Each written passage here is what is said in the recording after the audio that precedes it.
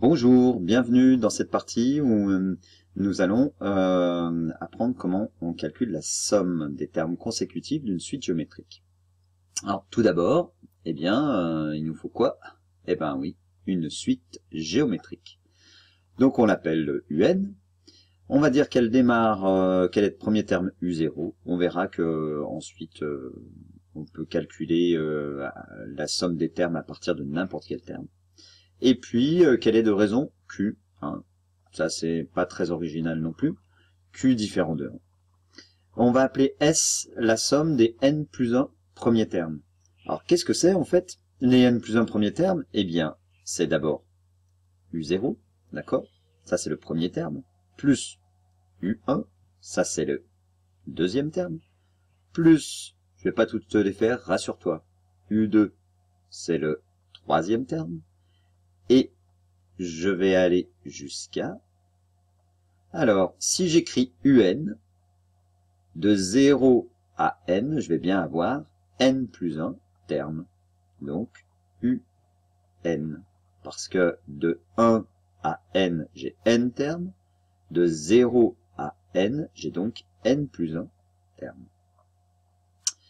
Eh bien, cette somme... alors ici, je ne la démontre pas, hein, on peut retrouver la démonstration dans une autre petite vidéo, plus à destination de scientifiques, mais si ça t'intéresse, tu peux aussi aller la chercher. Alors, on prend le premier terme, U0, on multiplie par 1 moins la raison à la puissance le nombre de termes, n plus 1, et on divise par 1 moins la raison, Q. Donc tu vois que là, je l'ai écrite mathématiquement, cette formule. Alors si jamais tu as des calculs à la calculatrice à faire, pense bien aux priorités, à mettre des parenthèses là où il faut, c'est-à-dire autour du numérateur et autour du dénominateur. Si je l'écris en français, et c'est peut-être celle-là que tu retiendras mieux, et aussi qui te servira peut-être davantage parce qu'elle est plus générale. Qu'est-ce qu'il nous faut? Il nous faut le premier terme. Alors le premier terme, c'est pas forcément U0. Ça peut être U1, ça peut être U2, ça peut être U10, etc. Ça dépend du nombre de quelle est la somme que je veux calculer. Multiplié par 1 moins la raison, donc j'écris la raison, à la puissance le nombre. Alors je vais mettre peut-être une petite parenthèse, hein. Nombre de termes, donc là il ne faut pas se tromper aussi en les calculant, divisé par 1 moins la raison. Et voilà la formule. Alors hop, je viens de faire apparaître un petit échiquier pour te parler de la légende de Cessa. Tu chercheras, non pas c'est cela, oui, non c'est ça. Ça s'écrit comme ça, c'est ça. Alors, cette légende, au final, aboutit à placer un grain de riz sur la première case, 2 grains de riz sur la deuxième case, 4 grains de riz sur la troisième case, puis 8, 16, etc. Et à se demander, au final, combien de grains de riz on a placé sur l'échiquier. Alors, finalement, ça revient à dire que on a une suite géométrique. Donc, c'est notre exemple. Hein. Voilà. Légende de Cessa. On a une suite géométrique qui va être de raison 2, bah oui, premier terme, 1, puis après je multiplie par 2, etc. Essaye alors, en sachant ça, de calculer le nombre total de grains de riz sur toutes les cases de l'échiquier. Bah, il fait quoi 8 par 8, hein, donc 64 cases.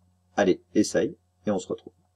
Alors, cela consiste finalement à définir une suite géométrique de premiers termes 1, d'accord, puisqu'on place un grain de riz, et de raison 2.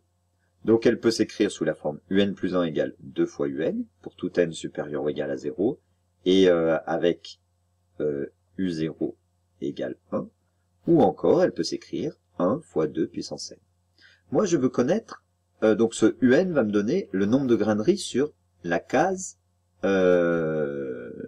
la case n plus 1, d'accord? Puisque ici, U0 c'est la case 1, U1 c'est la case 2, donc UN c'est la case n plus 1. Mais en fait, moi, je veux quoi? Je veux la totalité. Donc je veux U0 plus U1 plus U2 plus U3 plus U4 plus U5 plus U6 plus U7 jusqu'à la 64e case, et ça sera U63. C'est ce que j'ai écrit ici. Maintenant, appliquons la formule. Alors, U0, c'est 1, multiplié par 1 moins la raison, 2, à la puissance, combien j'ai de termes? 64, divisé par 1 moins 2. Je te laisse prendre ta calculatrice, et on va vérifier. Et voilà. Et on trouve environ, alors j'ai pas mis tous les chiffres, hein, 9,22 fois 10 puissance 18. Alors sur ta calculatrice, tu as peut-être un E qui apparaît. Tu as 9,22, 33, 72, 037, etc. 18. Le E vous signifiant fois 10 puissance 18. Qu'est-ce que ça veut dire? Ça veut dire qu'il faut que je décale la virgule de 18. En fait, c'est... je te rappelle que quand on a 2 fois 10 puissance 3, c'est pareil que 2000. Ok? Donc, ça fait beaucoup de grains de riz. Et a priori, ils vont pas tous tenir sur l'échiquier. Tu pourrais te poser la question, qu'est-ce que ça fait en tonnes, hein? Chez toi, tu peux peser un grain de riz sur ta petite balance culinaire et chercher. Et puis, tu peux aussi chercher... à quelle consommation ça pourrait correspondre. Voilà. Bon, voilà, c'est un exemple sur les suites géométriques. Allez, j'espère que ça t'a plu, et puis que tu as compris, et entraîne-toi sur les exercices. Et apprends la formule surtout, parce que là, il faut la savoir par cœur, tu vas pas la réinventer à chaque fois. Allez, bon courage, ciao. Ciao.